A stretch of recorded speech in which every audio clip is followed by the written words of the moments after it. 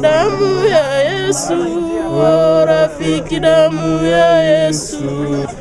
Hapa tuko katika mji wa Beni, mashariki mwa Jamhuri ya Kidemokrasia ya Kongo, katika kata ya Kalinda, ikiwa ni mkoa wa Kivu ya Kaskazini, sehemu ambako baadhi ya wananchi hapa katika mji wa Beni wamejaa hapa kutazama msichana mmoja ambaye amevuja damu kama vile Yesu Kristo alipo kabla atundikwe msalabani. Msichana huyu ajulikanaye kwa jina la Nicole amekuwa katika kanisa Katolika. Hapa nyumbani kwao nimekutana na mamaye. Ndio, ni damu ya Yesu. Ni damu ya Yesu.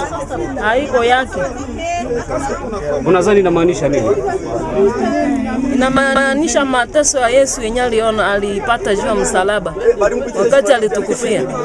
Wananchi hapa katika mji wa Beni wakuwa na hisia tofauti kuhusiana na tukio hilo ambalo limejitukiza hapa mjini Beni, huku wengine wakisema kwamba ni miujiza kutoka kwa Mwenyezi Mungu.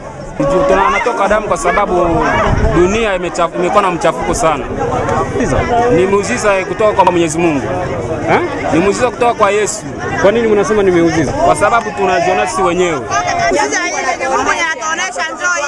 Yaani ni muujiza? Muujiza Mungu anatuonesha. Ile ndo shetani. Wakati ya mwisho shetani atakuwa anakuja kwa jina la Mungu.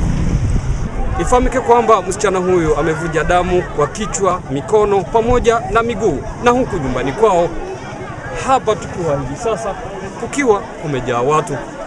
Kutoka hapa katika kata ya Kalinda wilayani Beni, mashariki mwa Jamhuri ya Kidemokrasia ya Kongo, Oser Malivika, ITV.